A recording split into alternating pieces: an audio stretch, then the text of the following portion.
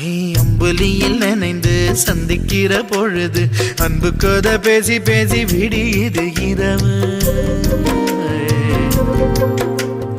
ஏழு கடல் தாண்டித்தான்